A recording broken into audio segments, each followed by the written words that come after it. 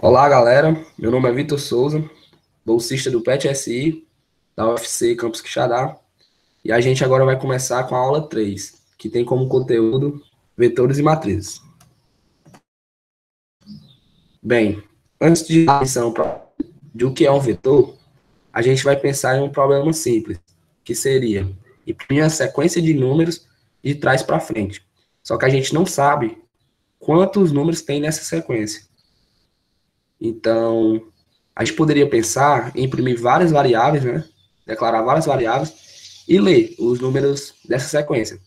Só que o problema seria, a gente não sabe quantos números são. Então, essa solução não seria viável. Bem, com o vetor, isso seria bem mais fácil. Um vetor, o que é, né? Um vetor é uma sequência de variáveis em que podemos acessá-las pelo índice. Então, a gente pode declarar um vetor do tamanho que a gente quiser. Então, a gente poderia guardar todas essas variáveis em apenas um vetor, né? E depois acessá-la, porque no vetor vai ficar guardada por quanto tempo a gente quiser, né? Então, um vetor, como é que a gente declara um vetor?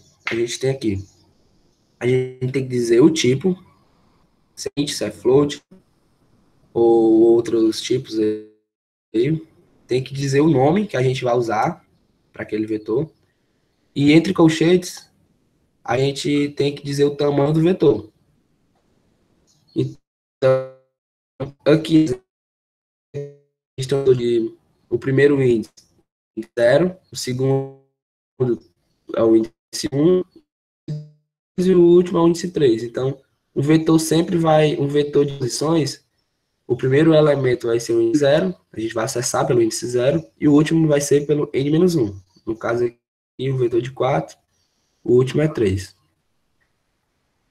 E aí, como a gente faz para acessar cada posição? Eu vou até pular aqui para o final do slide, que é a parte que fala sobre índice. A gente vai acessar cada elemento do vetor individualmente, acessando pelo índice, que é, no exemplo aqui da leitura, a gente está acessando o primeiro elemento desse vetor chamado sequência, o elemento de índice 0. E aqui no exemplo da escrita, a gente estaria escrevendo na tela, né, o último elemento desse vetor sequência, e supostamente eu declarei aqui, ó. Porque lembra que eu falei que o primeiro vai ter índice 0, o último vai ter índice n-1. E esse vetor aqui tem tamanho 10. Então, o último elemento vai ser do índice 9. Quando já sabemos os valores do vetor, a gente pode declarar dessa forma aqui, né? Dizendo o tipo, o nome do vetor, no caso aqui é vetor mesmo, dizendo o tamanho, e a gente já pode colocar os valores aqui dentro de chaves, né? Separados por vírgula. Mas isso é pouco usado, porque a maioria dos problemas, a gente vai usar valores aleatórios mesmo. Valores que vão vir do teclado. Então, a gente não vai saber, né, previamente. Então, isso aqui é pouco usado. A gente vai ter que ler todos os valores do teclado mesmo. E aí, tem um exemplo aqui, uma dica, né? O que a gente faz para tratar os problemas de vetores? Geralmente, a gente usa um for para percorrer todas as casas do vetor, fazendo o inteiro i seu índice, que queremos acessar, e fazemos ele variar entre as posições do vetor que deseja percorrer. Então, a gente faz um for, né, de 0 até n-1 para percorrer todas as casas do vetor. E aí esse inteiro i vai assumir todos os valores possíveis de índice do vetor, fazendo assim com que a gente percorra completamente o vetor, né?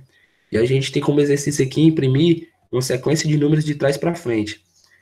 A gente vai fazer aqui como exemplo para vocês posteriormente fazer as questões no Moodle. Um exemplo bem simples mesmo. Nem tem tanta lógica. É mais para vocês pegarem a sintaxe, se acostumarem. Aqui tá feito, mas eu vou excluir aqui rapidinho. Bem, como vocês viram lá, né? A sequência de números tem a quantidade de números que vai ser definido pelo usuário. Então vai ser uma variável, né? Variável n, quem vai digitar é o usuário, então a gente vai ler do teclado. E aí vai declarar um vetor, que eu vou chamar aqui de vetor mesmo, do tamanho n. Peraí, ocorreu um erro aqui. Code block às vezes buga.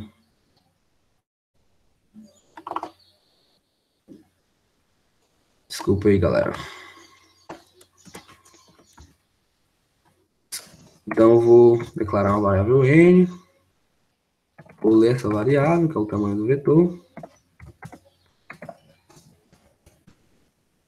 E vou declarar o vetor de acordo com o tamanho que o usuário digitar. E agora? Agora a gente lembra daquela dica, né, que tinha no slide. A gente usa um for e um inteiro i de 0 até n-1, né, enquanto o i for menor que n. E a gente vai percorrer todos os valores do vetor dessa forma. Acessando, né, pelo índice. O nome do vetor, que é vetor, entre colchetes, o índice, que aqui vai ser i. E vai assumir 0, vai assumir 1 até n-1. Todas as posições do vetor, né? Então, dessa forma, a gente vai ler todos os valores do vetor. E aí, o exercíciozinho do slide pedia para a gente só imprimir de trás para frente, né? Todos os valores. A gente vai continuar com o índice i, só que agora ele vai assumir o último valor do vetor, n-1. E aí, ele vai percorrer todos até 0. Então, enquanto ele for maior ou igual a 0, a gente vai decrementar aqui ele. E aqui, ao invés desse exemplo que é para ler, né, a gente vai escrever na tela os valores dele. De novo aconteceu aqui. Tá muito legal não, esse aqui. Que recebe n-1, enquanto i maior ou igual a 0 e menos.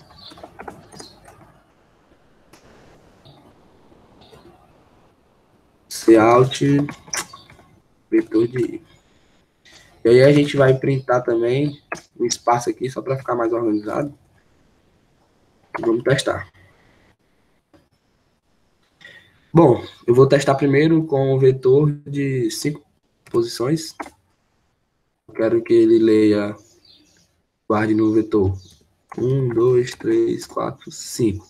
E aí, quando eu apertar no 5, ele tem que me retornar o contrário, né? De trás para frente. E tá aí, o nosso programinha deu certo. A gente printou 5, 4, 3, 2, 1. Então, o que é que eu quero que vocês memorizem, né? Primeiro, esse lance aqui de pegar a quantidade do usuário, né? Declarar o vetor com N posições aqui, né? Você precisa toda a vida que surgir esse tipo de problema. Ler os valores do vetor, também bem simples, fazendo o i percorrer todas as casas.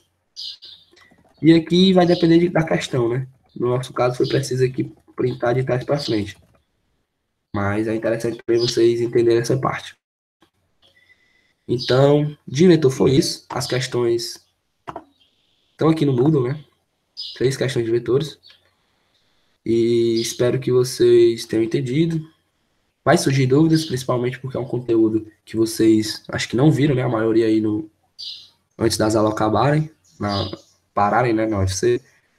Então, vai surgir dúvidas normal. Tirem com a gente no WhatsApp. Amanhã vai ter a live de Tira Dúvidas.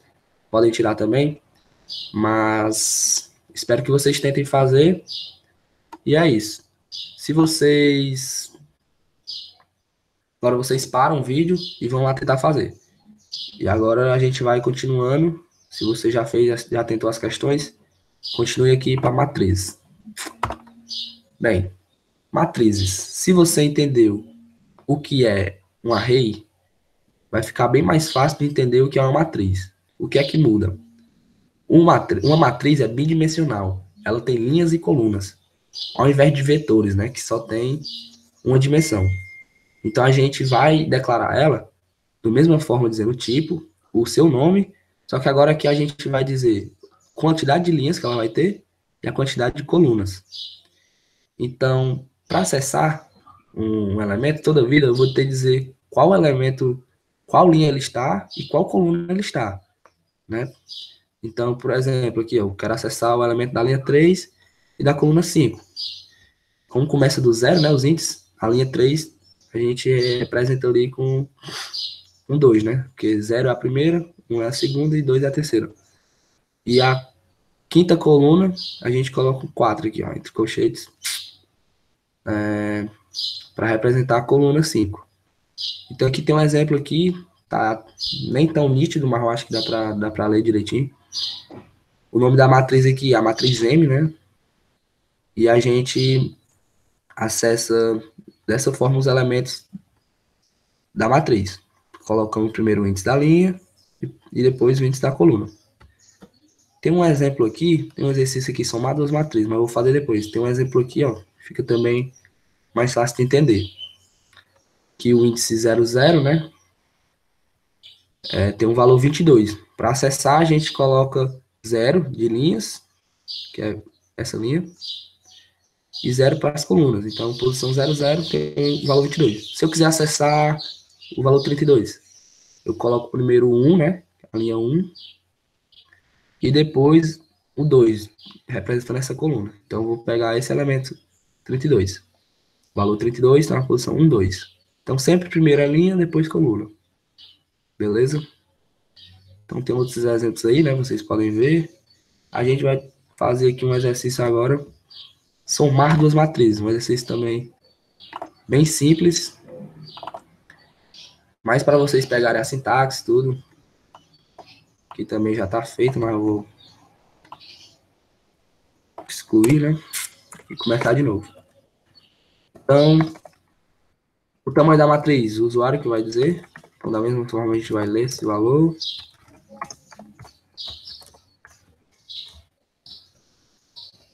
E aí vai declarar a matriz. Só que agora ela tem duas dimensões, né? Para esse problema, eu vou dizer que ela tem a mesma quantidade de linha e a mesma quantidade de colunas. Então, a matriz N por N. Para ler uma matriz, a gente utiliza dois for. Um para percorrer as linhas e outro para percorrer as colunas.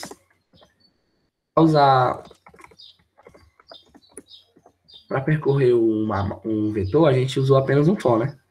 Como a matriz é considerada um vetor de vetores, a gente usa dois for. Como ela tem o mesmo tamanho, todos os dois vão ser igual a n. Só que aqui não pode ser 2i, né? Tem que ser índice diferente para linhas e colunas. Então, eu vou usar y.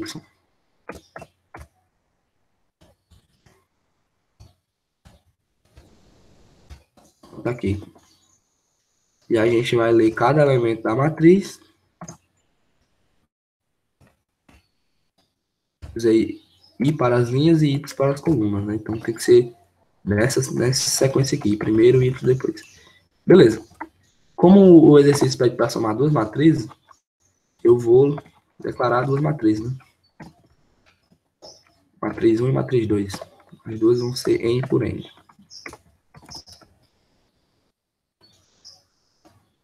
Então, vou fazer outro for desse, né? Mudando apenas o nome. E aqui eu tenho que atualizar para a matriz 1, que eu mudei. Pronto. Então, já tem as duas matrizes preenchidas. E agora a gente tem que somar, né, as matrizes. Como assim?